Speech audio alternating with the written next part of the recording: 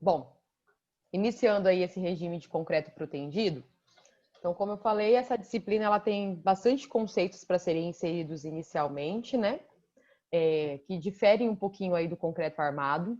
Então, quando a gente fala em concreto protendido, a gente vem com o primeiro conceito, que é a protensão, né? Então, é uma tensão que é aplicada no nosso elemento, que vai alterar um pouco aí as suas características, tá? Então, é essa prévia tensão que a gente acaba aplicando. A protensão aplicada ao concreto, ela traz inúmeras vantagens. Deixa eu organizar aqui. Traz inúmeras vantagens. Primeiramente, porque o concreto é um dos materiais mais utilizados na construção civil e ele tem uma ótima resistência à compressão. Mas o concreto em si, ele tem uma baixa resistência à tração, que fica em torno de 10%. Então, quando a gente dimensiona uma estrutura de concreto armado, nós consideramos que o concreto ele resiste somente à compressão e todos os esforços de tração são resistidos pelo aço, que foi o que nós fizemos nas aulas de concreto armado 1, no momento que a gente dimensionava aquela armadura. Ou seja, a gente dimensionava a armadura da tração, tá? Porque a gente considera que todos os esforços de compressão são transmitidos, são absorvidos pelo nosso concreto. Tá? Então, o concreto ele tem essa característica, né, de ter baixa resistência à tração. Um outro problema do concreto é que quando ele sofre a retração, aquele pouco que ele já resiste de tração é praticamente nulo, porque daí começa a aparecer possíveis fissuras no nosso concreto devido a essa retração, e aí cai mais ainda essa taxa de resistência à tração que o nosso concreto apresenta. Então, por esse motivo, devido, principalmente, por exemplo, na nossa região, que nós temos temperaturas muito elevadas, essa questão de retração ela é bem comum. Então, é muito comum possíveis fissuras surgir no nosso concreto, devido a essas variações de temperatura. Então, por esse motivo, que nós não consideramos a resistência à tração do concreto nos cálculos, tá? O comportamento do concreto ele acaba sendo melhorado quando a gente aplica uma compressão prévia nas regiões de tensão e de tração. Então, ao aplicar essa protensão, nós conseguimos melhorar um pouco essas características do concreto. Então, por exemplo, numa viga, os esforços de compressão eles são absorvidos pelo concreto e os esforços de tração são resistidos pelas nossas armaduras de aço. Ao aplicar a protensão, a gente consegue alterar um pouquinho e melhorar essas características, fazendo com que a nossa estrutura ela consiga receber mais carga, atender a maiores vãos e em menores dimensões se comparado ao concreto armado convencional. Tá? Bom, a utilização de aços com alta resistência no concreto armado, a imagem está cortando aqui, ela fica limitada pela fissuração. Então, a gente usa uma taxa de armadura, né? E a gente limita ela também, porque a gente precisa limitar por conta dessa fissuração que acaba surgindo no nosso concreto também. O concreto armado em si, ele tem limitações de fissuras, né? Que são aceitáveis aí perante a norma, que seriam, no máximo, na faixa de 0,2 a 0,4 milímetros, no máximo, as aberturas de fissuras aceitáveis, né? Que são devidas aí ao processo de retração. Ao aplicar a protensão no nosso concreto, o que a gente faz? A gente introduz tensões de compressão e a gente consegue reduzir ou eliminar essas tensões de tração. Quando a gente aplica essa protensão no nosso concreto, ou seja, a gente aplica essa tensão nele, a gente consegue que aquela linha neutra ela seja modificada e aí reduza ou elimine as tensões de tração. E aí a gente fica ali só com as tensões de compressão. E aí, dessa forma, através da aplicação da protensão, uma outra vantagem é redução da fissuração que a gente acaba tendo também na nossa estrutura. O artifício da protensão, ele desloca a faixa de trabalho do concreto para o âmbito das compressões, onde o material é mais eficiente. Então, a gente sabe que ele resiste parcialmente uma porcentagem à tração, mas quando a gente aplica essa protensão, a gente faz com que o concreto resista somente à compressão. Então, aquela parcela que ele resistiria, mesmo que a gente não considere no cálculo, né? Mas aquela parcela que ele resistiria à tração, ao aplicar a protensão, a gente consegue deixar ele mais eficiente. Por esse motivo que a gente também consegue alterar as seções das peças, né? As protendidas, elas têm menor seção transversal e atendem maiores vãos se comparado ao nosso concreto convencional. Uma outra vantagem é melhorar o comportamento das solicitações de flexão, né? Porque tem essa contribuição. Deixa eu tentar colocar essa imagem para não ficar atrapalhando aqui. Deixa eu reduzir ela aqui. A gente contribui também com a questão do cisalhamento, né? Então, a utilização dos estribos na nossa estrutura de concreto armado, ele é para auxiliar no combate do cisalhamento. Então, a aplicação também de proteção, ela vai auxiliar os nossos estribos também nessa relação do cisalhamento. E aí, na estrutura de protendida, né? Uma viga protendida, por exemplo, nós temos basicamente dois tipos de armadura. As armaduras protendidas, que são chamadas as armaduras ativas, e as armaduras não protendidas, que são as armaduras passivas, tá? As armaduras protendidas, elas são normalmente utilizadas por cabos pré-esticados e são ancorados nas suas extremidades, através de macacos hidráulicos, né? E aí tem alguns procedimentos, né, de proteção que a gente vai estar vendo aí no decorrer das aulas, tá? Dentro das armaduras, então a gente vai caracterizar aí as armaduras que não são protendidas, elas são constituídas por vergalhões, né? Então, são as armaduras que a gente normalmente tem numa viga normal, de concreto armado. Mas aí existem algumas armaduras adicionais a mais que a gente acaba tendo nessa viga que ela é protendida, tá? Então, ela tem as armaduras protendidas, que são chamadas as ativas, que são aqueles cabos, né? Que são pré-esticados, e as armaduras não protendidas. E aí, essas armaduras protendidas não são basicamente só as longitudinais, né? Então, da mesma forma que numa estrutura de concreto armado, nós vamos ter as armaduras longitudinais, né? A função das armaduras longitudinais é controlar a fissuração. Além das longitudinais, nós também vamos ter os estribos, que, como no concreto armado, ele também resiste aos esforços de cisalhamento. E aí nós temos dois tipos de armadura a mais, que é a armadura de fretagem e a armadura de distribuição, tá? Então, a armadura de fretagem, ela é uma armadura que ela fica nos pontos de ancoragem dos nossos cabos de proteção. E ela tem como função principal evitar a ruptura local do nosso concreto.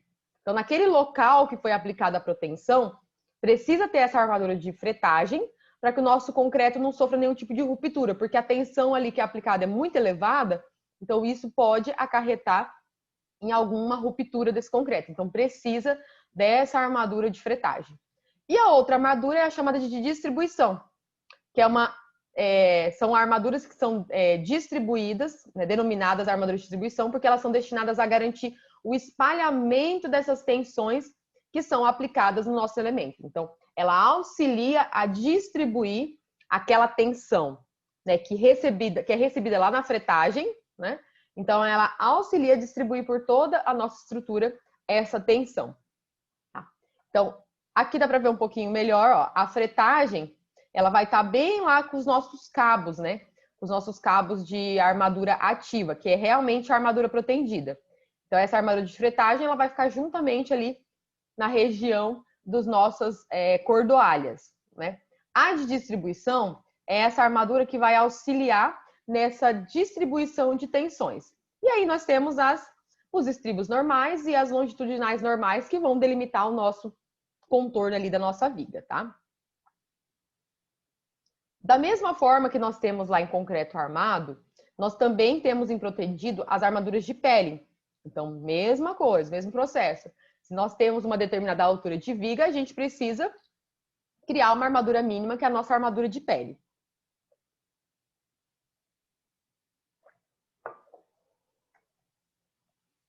Agora falando um pouquinho sobre o comportamento das peças protendidas. Então, vamos lá. Se as tensões de tração que são provocadas pelas cargas forem inferiores às tensões prévias de compressão, a nossa seção ela continua comprimida e ela não sofre fissuração, tá? Então, quando a gente tem que as tensões de tração elas são inferiores àquelas de compressão, então a nossa peça ela acaba não sofrendo nenhum tipo de fissuração, tá? Agora, quando nós temos cargas mais elevadas, essas tensões de tração, elas acabam ultrapassando as tensões prévias. Por quê? Porque a gente já está aplicando um carregamento muito elevado, então isso vai ser superior àquela tensão prévia estabelecida. E aí isso faz com que o nosso concreto tracione, né? Fique tracionado e isso provoque a fissuração. Tá?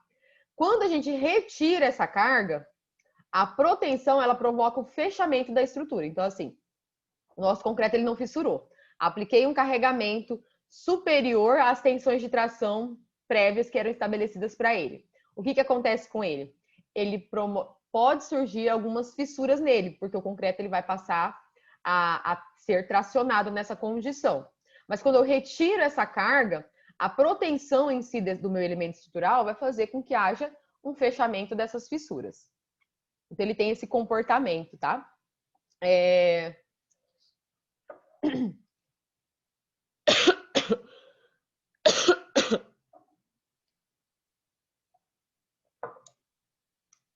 Um exemplo aí bastante comum de utilização de peças protendidas é em pontes ferroviárias, pontes rodoviárias. E aí a gente tem algumas condições aqui, ó.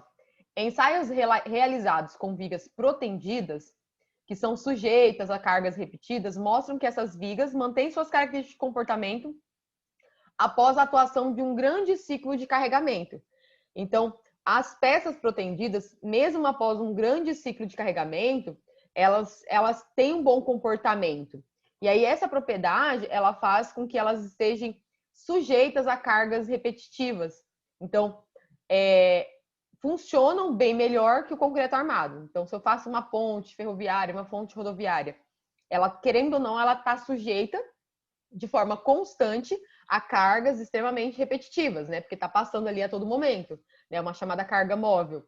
Então, essas cargas repetitivas, o concreto armado, ele sofre de uma forma.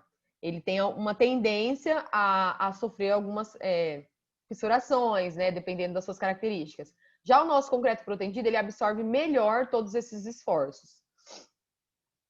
Em relação ao sentido econômico, o aumento dos percentuais de preço, eles acabam sendo não tão significativos, né? Quando a gente compara a característica da estrutura em si. Então, se é mais barato, é mais caro fazer protendido. Tem situações, pessoal, que não convém você usar a estrutura convencional, porque às vezes você vai elevar tanto o tamanho da sua seção transversal do seu elemento, que se você protendesse, você conseguiria atender melhor ela, um maior vão, maior liberdade, né, de espaço, às vezes eliminar pilares, enfim. Então, a questão de preço, ela é muito relativa, tá? Então, depende muito do que você possui, da disponibilidade de mão de obra para estar executando esse tipo de serviço, tá? Às vezes, você não tem aquilo na sua cidade. Então, trazer isso de uma outra cidade acaba sendo um custinho um pouquinho mais oneroso, tá? Mas as vantagens que ele apresenta em relação ao armado são bastante significativas, tá? Então, dá para fazer em qualquer obra? Então, assim, vai fazer quando houver necessidade. Então, tem vãos muito grandes, né? Um carregamento é muito elevado, aí tem necessidade, aí é importante estar sendo utilizado esse tipo de sistema, tá? Então, vamos lá para as vantagens desse sistema em relação ao nosso concreto armado. Então, a primeira é a questão de reduzir as tensões de tração, que é provocada pela flexão e pelos esforços de cortante. Então, a gente consegue reduzir essas tensões de tração na flexão. Ou seja, eu consigo reduzir na minha linha neutra. Lá da minha linha neutra, eu consigo modificar o posicionamento dela e reduzir as minhas tensões de tração, tá? Um fator muito importante é a redução da fissuração, né? Então, o concreto armado por si só, ele tem principalmente por conta das altas temperaturas, ele tem uma elevada incidência de fissuração, né? Isso a gente já não tem uma redução bastante significativa quando a gente trabalha com o concreto armado. Também temos uma redução da quantidade necessária de concreto de aço. Então, para atender o mesmo carregamento e ao mesmo vão, utiliza-se uma quantidade bem menor de concreto e uma quantidade bem menor de aço. Isso se deve ao emprego eficiente desses materiais de maior resistência. Então, sendo empregados de maneira correta, a gente tem essa redução bastante significativa em ambos os itens. E uma das grandes vantagens, né, que é a principal característica aí do concreto protendido, é vencer esses grandes vãos, né? Que com o concreto armado a gente precisaria de vigas extremamente altas, né? E já com o protendido a gente consegue trabalhar com vigas de seções bem menores para atender aquela condição de carregamento e de vão, tá? Uma outra vantagem é a questão de facilidade de empregar a pré-moldagem, uma vez que a proteção ela elimina a fissuração durante o transporte das peças. Tá? Aí nós vamos entrar depois nos tipos de aplicação do concreto protendido, né? Porque ele não é somente executado em loco, ele também pode ser aplicado em peças pré-fabricadas. Então, isso facilita bastante quando a gente tem essas peças pré-fabricadas, né? Pré-moldadas, e aí ela elimina bastante a questão de fissuração durante o seu processo aí de transporte, tá? Durante a operação do processo de proteção, o concreto e o aço eles são submetidos a tensões em geral, superior ao que ocorreria na prática. Então, quando a gente aplica a proteção, ele acaba recebendo uma tensão bem maior, bem superior ao que ele realmente receberia na prática. Então, essa operação acaba constituindo uma espécie de prova de carga para o nosso elemento. Então, enquanto, por exemplo, eu executei uma fundação, né, profunda, e eu tenho que ir lá fazer a prova de carga para verificar quanto que ela resiste, a que momento que ela vai entrar em ruptura, durante a execução da proteção na minha estrutura, a gente já faz previamente essa prova de carga, porque a tensão que é aplicada nesse elemento, ela é superior à tensão que ele vai estar resistindo na vida real, tá? E aí, em relação às estruturas de aço e de madeira, ele também apresenta vantagem de necessitários de manutenção mais simples e mais barato. Então, todas as outras estruturas acabam tendo um custo mais oneroso aí na relação de manutenção. Partindo aí para a parte das desvantagens, né, porque nem tudo é perfeito em relação ao nosso concreto protendido, existe a questão da grande dificuldade em algumas situações, principalmente para a execução de reformas, tá? Então, existem essas limitações da sua execução quando a gente tem reformas. Também tem a questão da necessidade de colocação de elementos específicos, né? Então, não é simplesmente montar a estrutura de concreto. Há necessidade de um equipamento específico para a sua execução, né? Que são as bainhas, os cabos, né? Então, isso não é comum encontrar à venda, né? Precisa ser solicitado esse material com antecedência, diferente do concreto armado convencional, né? Que a gente solicita o concreto ali na concreteira, vai ali numa loja de material de construção e compra o aço, enfim. Né? Um outro fator é a necessidade de escoramento, um tempo de cura para as peças pré-moldadas no local. Então, da mesma forma que o concreto armado, ele também precisa disso, né? Mas essa questão do escoramento aí é mais rigorosa e o seu tempo de cura também. E perda de proteção imediata e progressiva. Então, uma desvantagem também é que ele tem essa perda de proteção. Você aplica uma proteção nele, mas ele tem uma questão de perda, né? Uma perda imediata, que a gente vai aprender a calcular, e tem a perda progressiva também, que a gente vai estar desenvolvendo. O controle de execução é mais rigoroso, né? Então, em relação ao concreto convencional, concreto armado convencional, a facilidade de execução acaba sendo bem maior. Em comparação com o nosso concreto protendido, a gente precisa realmente de uma mão de obra. Por isso que eu falei assim que a questão do custo, ela acaba sendo bastante relativa, porque nós temos essa característica, né? De ter alguém para executar aqui com mais facilidade. E aí, se eu preciso executar em outra cidade, né? Esse deslocamento acaba sendo um pouquinho mais oneroso, né? Até onde isso é viável para minha obra, né? Então, tem essa questão aí do controle de execução, do rigor e também da mão de obra. E também tem a questão da corrosão eletrolítica, né? Nas armaduras protendidas, quando elas apresentam corrosão sob tensão. E também, comparado às estruturas metálicas de madeira, o peso final é relativamente alto, né? Então, assim, nada supera ainda o peso próprio da nossa estrutura metálica, né? O concreto protendido ainda ele tem um peso próprio bastante elevado no final. E agora vamos falar um pouquinho aí sobre as aplicações do nosso concreto protendido, né? Então a gente pode aplicar em diversas situações, tá? Então nos elementos de fundação a gente também pode aplicar, né? Estacas pré-moldadas, né? Protendidas podem ser utilizadas como elementos de fundação. Então aqui tem vários exemplos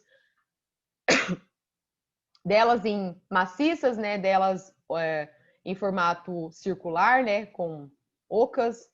Então, todas elas aqui são exemplos de elementos que são protendidos, né? Então, a gente também pode solicitar a compra desse material e dimensionar a fundação de uma estrutura protendida.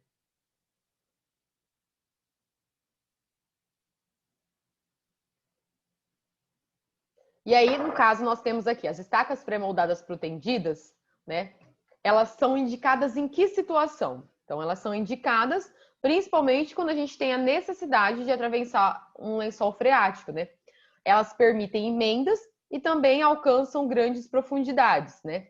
Para a sua cravação são utilizados normalmente também batistacas, né? Do mesmo processo comum aí, né? Para que ela possa penetrar no solo da maneira que ela é executada uma estaca pré-moldada convencional, tá? A questão do manuseio, né? Para esse tipo de elemento, a gente tem duas situações bastante críticas, que é a questão do manuseio dessa estaca até o seu posicionamento, em que os esforços de flexão de intensidade razoável durante a cravação para que ela não haja uma flexão composta. Na verdade, a questão da pré-moldada, o cuidado de manuseio dela, né, da estaca pré-moldada em si, ele deve existir, pessoal, não somente na pré-moldada protendida, mas na convencional também. Então tem que ter um cuidado até para levantar essa estaca no momento da sua execução. Então tem todo um cuidado. Por quê?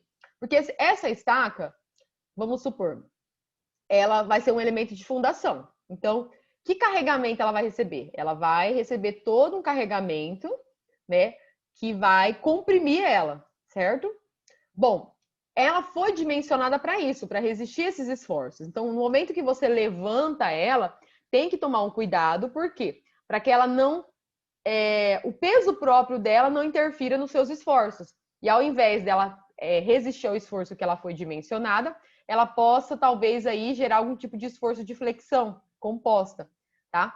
Então tem que tomar bastante cuidado por conta da sua estrutura. Ela foi dimensionada dessa forma, então o manuseio dela, a cravação, tem que tomar bastante cuidado, tá? Mas isso não somente na protendida, na convencional também.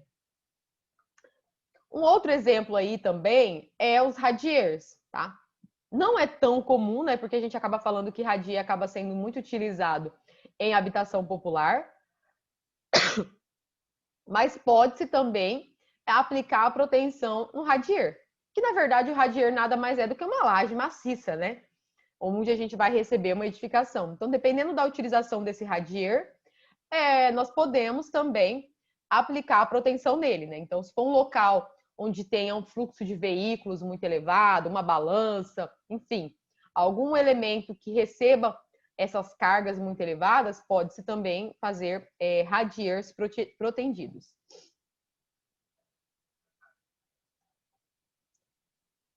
As vigas baldrames também elas podem ser protendidas, né? Mas a gente acaba vendo mais a aplicação quando a gente tem a necessidade de vãos muito grandes, né? Então, pode-se também protender vigas baldrames, mas não é o caso mais utilizado, né? Elas acabam sendo um dos casos menos utilizados, né? Reforço de fundação. Então, muitas vezes a gente vê algumas estruturas que elas estão danificadas e há necessidade de criar um reforço. Então, a proteção é uma maneira bem bacana de se criar um reforço, porque às vezes a estrutura é tão danificada que o reforço ele tem que ter uma dimensão muito grande. E aí você consegue, com dimensões não tão elevadas, criar esse reforço na estrutura através da proteção também, tá?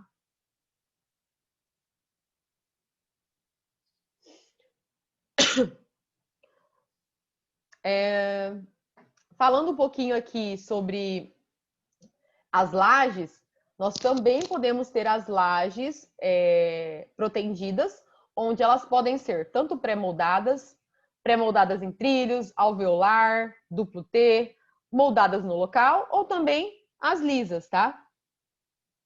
Então, assim, nós podemos ter várias situações que a gente pode ter aplicação da proteção em lajes, tá? Então, não achem que a proteção, pessoal, é só ir lá na obra e executar. Nós temos vários elementos aí pré-fabricados, né? Que também estão aí sobre efeitos de proteção. Então, aqui, por exemplo, um exemplo de laje pré-moldada com trilhos, né? Então, esses trilhos, eles também, da mesma forma que a gente encontra eles em concreto armado, né? Para executar uma laje nervurada, nós também podemos ter esses trilhos aqui executados em concreto protendido. E aí eles conseguem atender a vãos maiores se comparados a esse trilho em concreto convencional também, tá? E aí vai o processo de execução é o mesmo, né? Não muda muito a utilização de um elemento de enchimento, que tanto pode ser o EPS, quanto pode ser uma lajota cerâmica, tá? E aí nós temos também os painéis alveolares, né? Os painéis alveolares são aquelas lajes que normalmente são utilizadas em estruturas pré-moldadas, né? Então é o tipo de laje que é direcionado em estruturas pré-moldadas. Então nesse elemento é aplicado proteção com aderência inicial e é o tipo mais utilizado aí no mercado, tá? Então nós temos também esses painéis alveolares. Temos também as lajes em duplo T, né?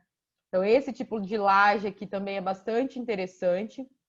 E ela também é aplicado à proteção.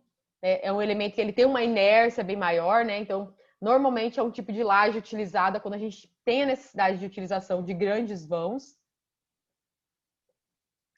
E no caso das vigas, né? Considerando aí as vigas, principalmente as vigas de vãos grandes, né? Que são necessárias à sua utilização, elas são protendidas com uma aderência inicial e posteriormente a concretagem. E elas podem ser utilizadas com cordoalhas com ou sem aderência. Então, já vou explicar para vocês qual que é essa diferença entre cordoalhas com e sem aderência, tá? Então, no Brasil, normalmente, as vigas protendidas, elas têm sido mais usadas em construções pré-moldadas, né? Nós temos as vigas que são executadas em loco, mas nós também temos as vigas pré-moldadas que também tem aplicação aí de proteção. Então, aqui tem alguns exemplos, ó. Essa é uma viga pré-moldada, onde é aplicado proteção nela. E aqui uma imagem de uma viga que será executada em loco, né? E aqui antes da sua concretagem.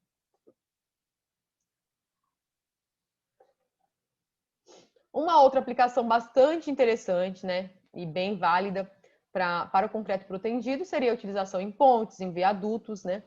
Também são utilizados normalmente como elementos pré-fabricados, né, onde essa tensão já é aplicada de forma prévia. Então, a grande vantagem é porque eles conseguem atender vãos bem significativos, né? Tem também aquelas pontes e viadutos que são em vigas celulares.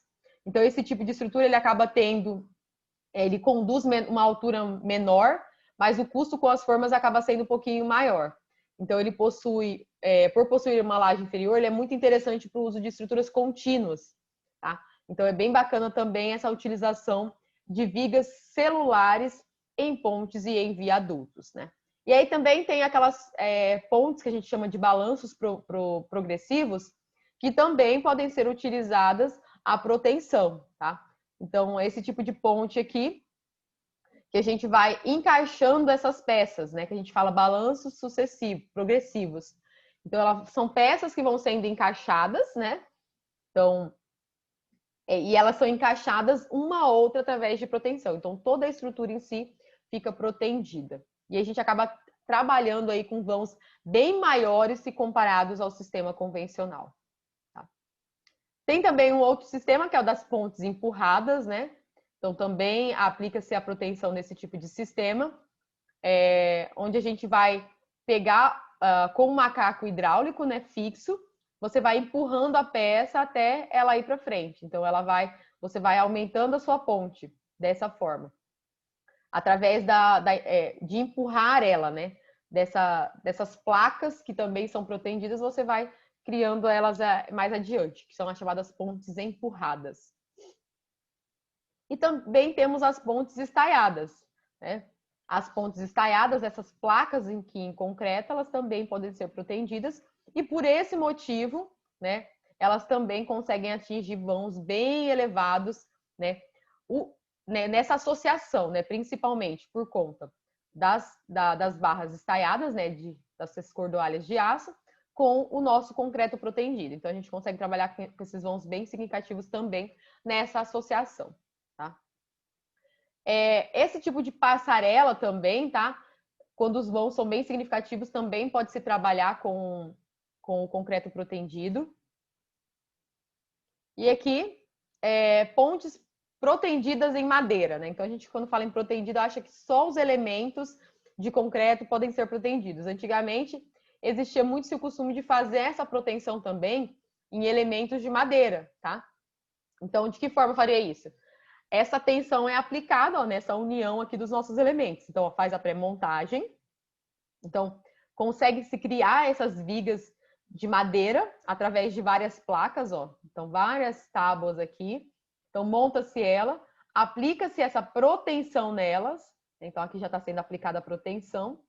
E aí faz o içamento, o seu transporte e instala. Então, elas podem ser utilizadas como pontes, tá? Então, são várias placas, né? Que são unidas e protendidas ao mesmo tempo.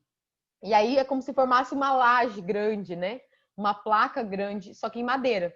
E aí, devido à aplicação de proteção, ela acaba resistindo bem melhor à nossa estrutura, tá? E aí depois, ó, aqui tem que ter uma imagem dela e ela é executada aqui. Então, depois vem com uma capa de concreto por cima e aí ela fica executada e ninguém imagina que tem madeira ali embaixo, né? Acha que é outro elemento, mas também tem. Só que isso é uma situação mais antiga, né? Usualmente hoje não se adota tanto esse sistema, tá bem?